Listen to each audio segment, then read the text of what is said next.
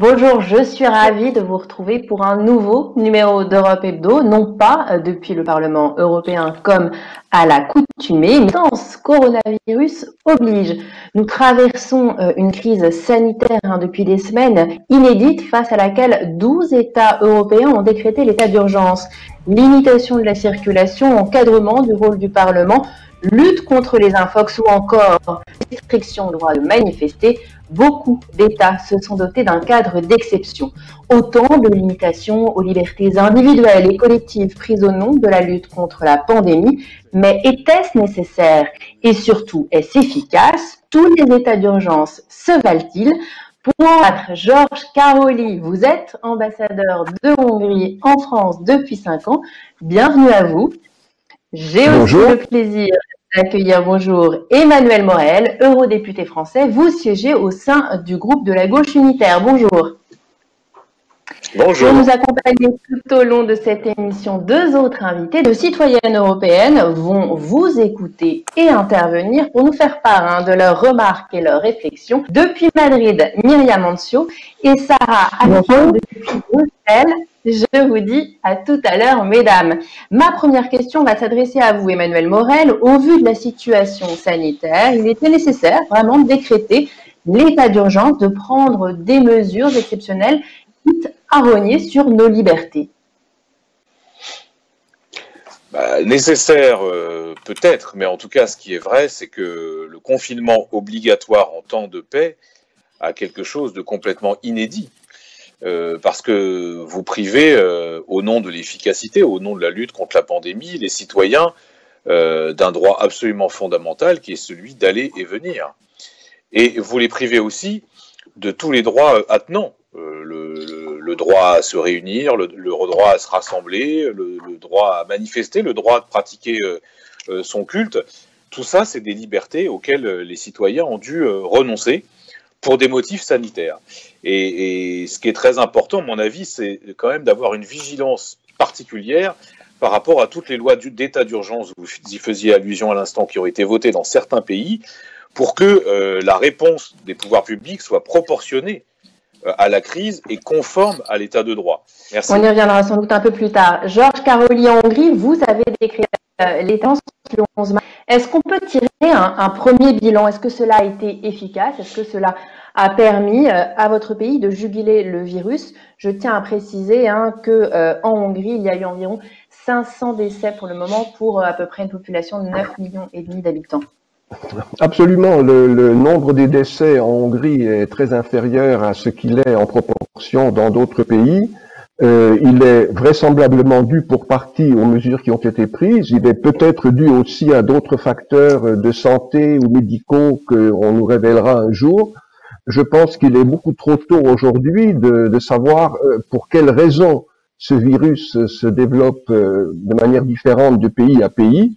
Mais ce qui est certain, c'est que la Hongrie a pris très rapidement, peut-être même avant beaucoup d'autres pays, un certain nombre de mesures qui, force est de le constater, se sont montrées efficaces. Certains pays au sein de l'Union européenne n'ont pas décrété l'état d'urgence et des pays non pas les moindres. On parle notamment de l'Allemagne qui a pourtant connu peu de décès par rapport en tout cas à sa population parce qu'on est autour de 8000 morts. Donc on peut faire sans état d'urgence, monsieur Karoli. Vous savez, l'état d'urgence, personnellement, je suis confiné comme tout le monde à Paris depuis plus de 2 mois. Je n'ai jamais considéré que ce confinement était une atteinte intolérable à ma liberté démocratique d'aller et venir. Vous savez, la vie n'est pas un long fleuve tranquille de nos désirs satisfaits. Il y a des contrariétés tout le temps, même en temps de paix. Et lorsqu'un événement aussi imprévu et aussi grave que le coronavirus nous tombe dessus, je trouve tout à fait normal que des mesures soient prises. Justement, nous allons voir un petit peu plus dans le détail les mesures adoptées dans le cadre de l'état d'urgence. Fabien Recker dresse pour nous un comparatif France-Hongrie.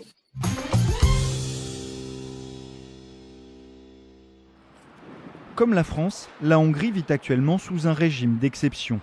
En France, l'état d'urgence sanitaire voté le 23 mars a été prolongé jusqu'au 10 juillet. La Hongrie a quant à elle décrété l'état d'urgence sanitaire le 11 mars, avant qu'il ne soit prolongé 2 semaines plus tard par le Parlement hongrois, et ce pour une durée illimitée. Une restriction du rôle du Parlement, sans date limite, qui a fait l'objet de vives critiques au niveau européen. La Commission européenne s'inquiète notamment des dérogations au droit du travail permises par l'état d'urgence en Hongrie, ainsi que de possibles atteintes à la protection des données personnelles. Autre source d'inquiétude, le crime de diffusion de fausses nouvelles sur le virus ou sur l'action du gouvernement, passible de 5 ans de prison. Pour les organisations de défense de la presse, la mesure ouvre la porte à la censure. Récemment, 2 opposants ont été interpellés par la police après avoir critiqué le gouvernement sur Facebook. Enfin, des coupes budgétaires visant notamment les partis politiques et les communes, officiellement pour faire des économies, ont suscité l'indignation de l'opposition hongroise. En France non plus, le gouvernement ne s'est pas privé de légiférer par ordonnance. L'exécutif en a émis plus de 60 depuis le début de l'état d'urgence sanitaire. Elles concernent par exemple la modification de la procédure pénale, le droit du travail ou le report des élections municipales. Consulté à 4 reprises depuis le début de la crise, le Parlement a toutefois joué son rôle. Sur le traçage des malades ou le recours à la mise en quarantaine, les parlementaires ont amendé la loi pour protéger les libertés. Mardi 26 mai, le gouvernement hongrois a déposé une motion au Parlement pour mettre fin aux pouvoirs spéciaux accordés à Viktor Orban. La mesure doit encore être votée. Le Fidesz, parti du Premier ministre, dispose d'une majorité des 2/3 à l'Assemblée hongroise.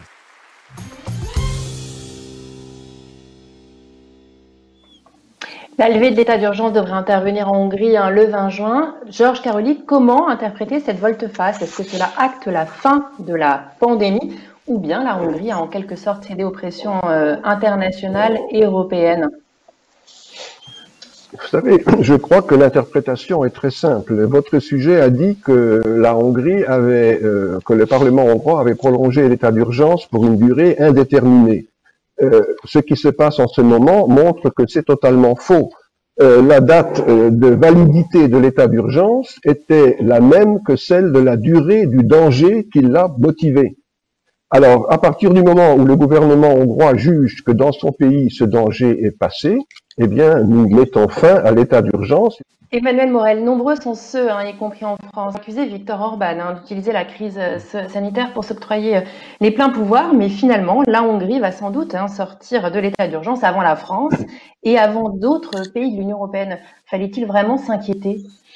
Vous savez, il y a eu une résolution du Parlement européen en avril 2020 qui faisait état de ses préoccupations dans la plupart des pays européens, mais notamment en Hongrie et en Pologne, parce qu'ils estimaient que les mesures qui étaient prises par les parlements n'étaient pas proportionnées aux exigences de la situation et n'étaient pas nécessairement conformes à l'état de droit. Mais en ce qui concerne, par exemple, la Hongrie, ça n'a rien d'exceptionnel. Ça fait des années maintenant que les autorités européennes, mais aussi le Conseil de l'Europe, mais aussi un certain nombre d'ONG, dénoncent des dérives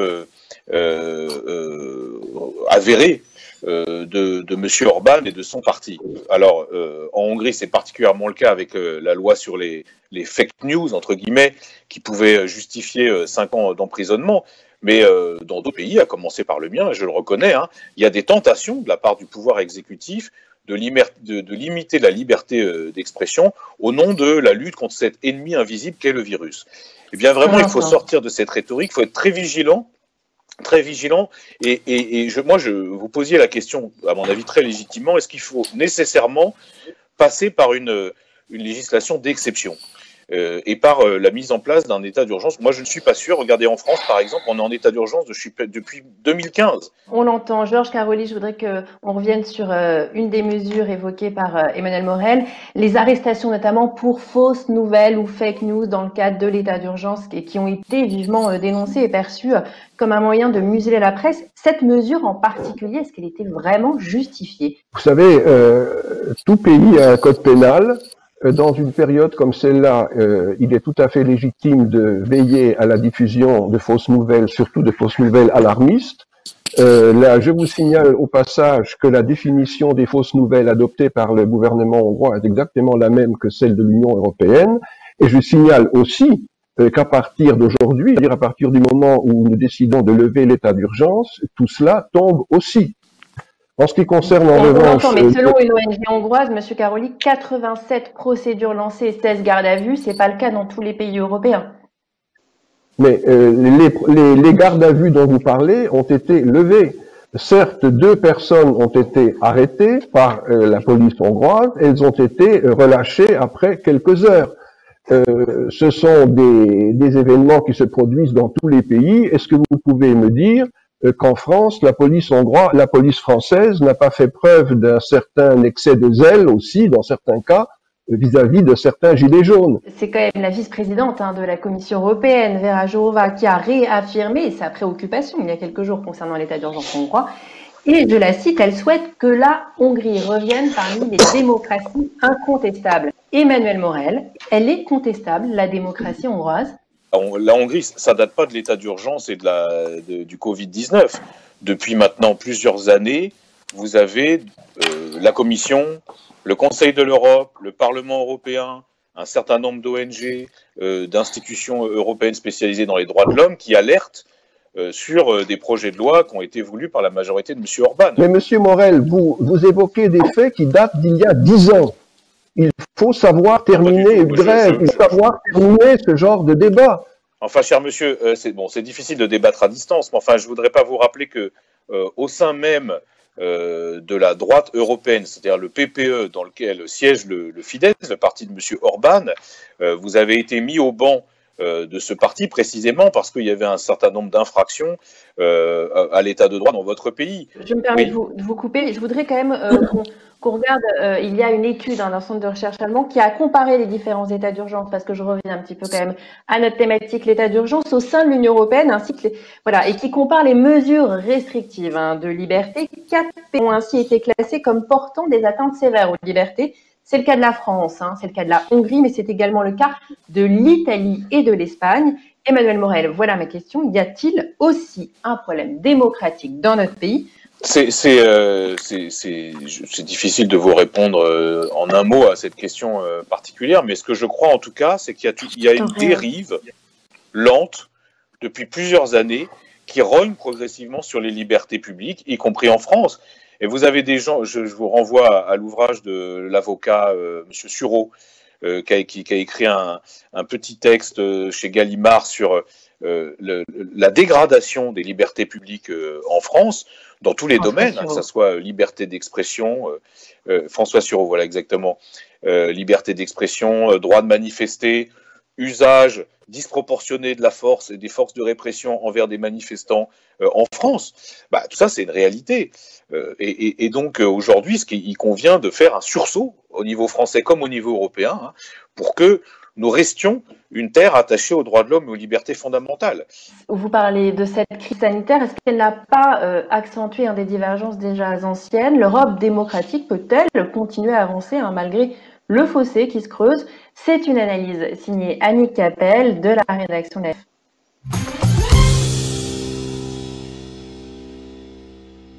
Alors dans cette crise, nos libertés à tous ont été bridées. Chaque État membre a mis en place des mesures fortes pour endiguer l'épidémie. Forcément, il y a eu des différences dans la réponse apportée par les uns et les autres. Alors on pourrait dire que cela répondait à des besoins spécifiques et ponctuels, et pourtant, dans une large mesure, ces différences étaient là bien avant le printemps. Et cette crise n'a fait que les accentuer. Ça fait des années que Viktor Orban mène son travail de sape pour tenter d'imposer son modèle de la démocratie illibérale. Il n'a pas attendu le coronavirus. Ça fait longtemps que la démocratie est en crise dans cette partie de l'Europe, et ce coronavirus, il agit comme un amplificateur de cette crise. Il amplifie la bataille idéologique entre deux modèles démocratiques. C'est une solide épreuve pour l'Europe, sans doute la plus grave de son existence. Alors la question, c'est comment l'Union va-t-elle résister? Il est sans doute trop tôt pour le savoir, mais certains signes ne trompent pas. Il suffit de regarder comment la Commission européenne a réagi face à la décision de Viktor Orban de s'accorder les pleins pouvoirs de façon illimitée. Elle a réagi timidement, beaucoup trop timidement, à l'instar d'ailleurs de ce qu'elle a fait ces dernières années. Quand fin mars, Viktor Orban a obtenu le feu vert de son Parlement, la Commission européenne a fait part de son inquiétude profonde.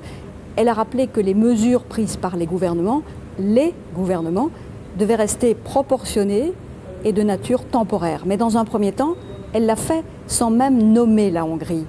Ensuite, malgré la demande pressante du Parlement européen, elle n'a pas jugé opportun de prendre des sanctions vis-à-vis de Budapest.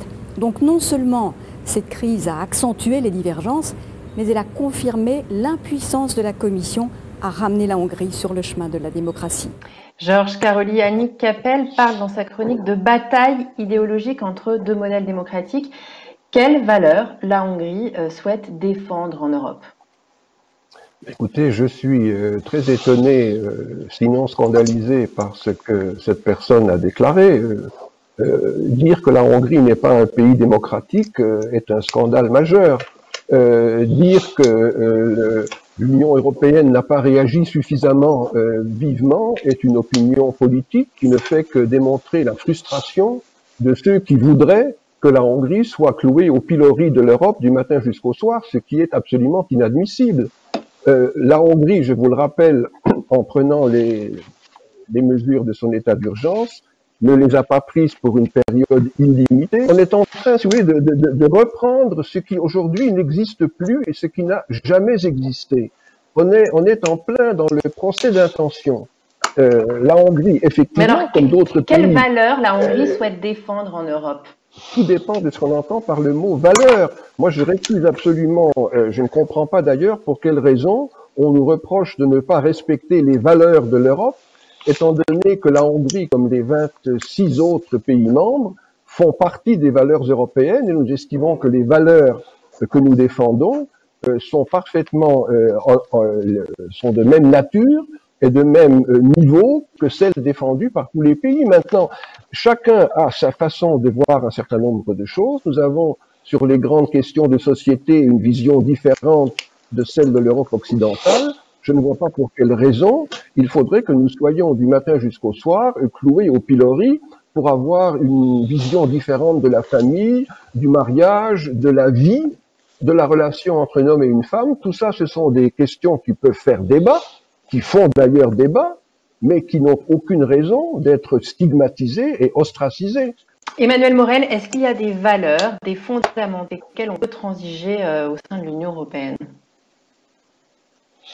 Ce qui est sûr, c'est qu'on ne peut pas transiger avec les textes fondamentaux qui, je pense notamment à la Charte des droits fondamentaux, qui régissent tout à fait. Je me permets de vous couper parce que c'est l'article 2, Emmanuel Morel. L'Union est fondée sur les valeurs de respect de la dignité humaine, de liberté, de démocratie, d'égalité de l'état de droit ainsi que de respect des droits de l'homme, y compris des droits des personnes appartenant à des minorités. Est-ce qu'on peut transiger avec certaines de ces valeurs ou de ces fondamentaux?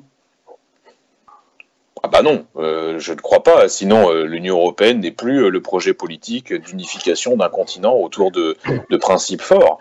Ça n'est juste qu'un grand marché, et dans ce cas-là, il y a un certain nombre d'Européens qui trouveront ça moins intéressant. Mais je reviens sur la question que vous avez posée à l'instant, monsieur l'ambassadeur. Il y a un projet politique de la Hongrie, de monsieur Orban. D'ailleurs, c'est confirmé. Regardez, hier, monsieur Orban a salué un homme politique européen, un seul. C'est monsieur Salvini. Et il y a une convergence de vues entre les deux. C'est le nationalisme proche de l'extrême droite qui prône une certaine vision, en effet, de la vie en société et de la construction européenne. C'est pas la mienne, je la combats fermement, mais quand même, j'ajoute un point qui ne devrait pas faire débat. Vous dites on a le droit d'avoir chacun notre conception de la famille, du rôle des hommes et des femmes dans la société. Certes, mais quand même, dans la Charte des droits fondamentaux, à laquelle vous êtes obligé de souscrire quand vous adhérez à l'Union européenne, il y a des choses très précises sur le droit des minorités sexuelles, le droit à l'éducation sexuelle pour les femmes, l'égalité entre les femmes et les hommes, le droit d'avoir la sexualité de son choix. Ça, pour le coup, c'est des choses qui ne devraient pas être remises en cause par les gouvernements. Or, c'est le cas dans certains gouvernements, notamment d'Europe de l'Est, et ça pose un problème parce qu'on sort du cadre qui est défini par la Charte des droits fondamentaux. Que répondez-vous à M. Morel ? Vous savez, l'article 2 du traité de l'Union européenne énonce un certain nombre de principes notamment celui de l'état de droit, que la Hongrie, bien évidemment, respecte.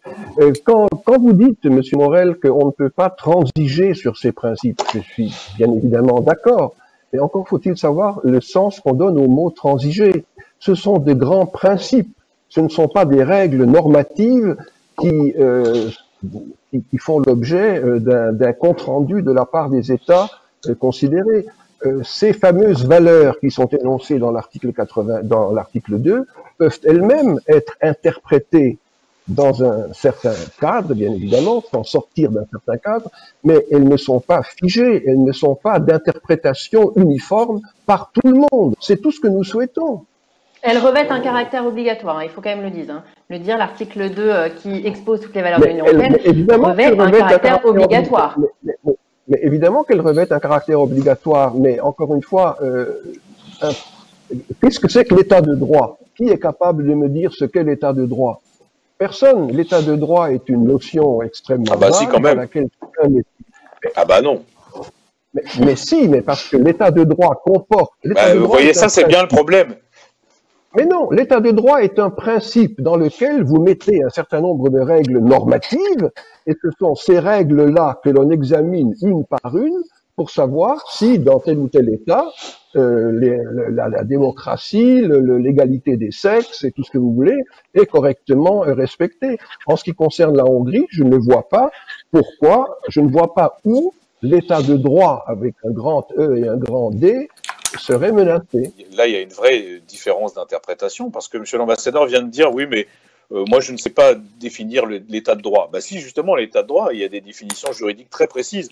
J'ai enseigné le droit constitutionnel pendant 10 ans, je peux vous dire que le premier cours sur l'état de droit, on avait des définitions, et c'est pas seulement des principes, contrairement à ce que vous dites.